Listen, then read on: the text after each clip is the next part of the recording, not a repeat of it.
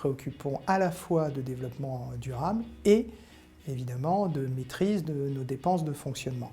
Et les deux objectifs se rejoignent dans le dispositif Citergy. C'est une base de travail qui permet de structurer les actions engagées et d'apporter une nouvelle dynamique et un volet d'amélioration important qui est mis en place grâce au mode projet de la démarche Citergy. Un des gros avantages de Citergy, c'est de mettre en synergie justement les élus, les employés municipaux, les acteurs associatifs, les habitants. Il y a la formation de nos agents, de façon à ce que les gestes du quotidien pour nos agents eux-mêmes soient l'occasion d'engager une certaine maîtrise des dépenses de fonctionnement et une attention nouvelle aux problématiques d'énergie.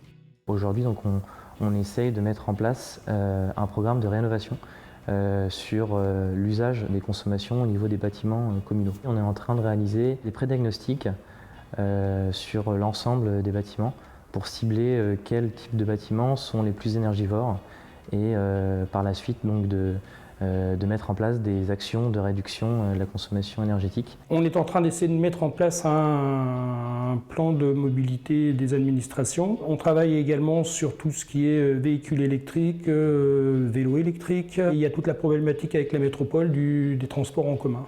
On est en cours de création d'une nouvelle ligne qui s'appelle la ligne Théor et qui est une ligne de transport en commun sur site propre. On est particulièrement fiers de l'opération récente qui a permis de raccorder notre réseau de chaleur à l'usine d'incinération. Ce raccordement permet de chauffer aujourd'hui et de fournir en eau chaude des centaines de logements et de très nombreux équipements communaux.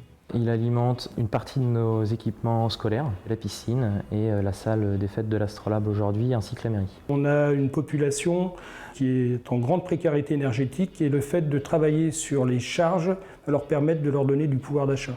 Ça permet de montrer qu'en travaillant sur l'énergie et sur les problématiques environnementales, on travaille aussi sur le porte-monnaie des gens. Et là, les gens comprennent très vite leur intérêt.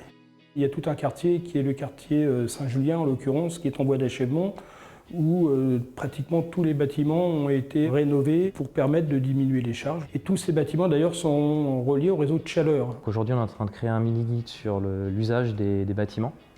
Donc on voudrait communiquer là-dessus et essayer du coup de créer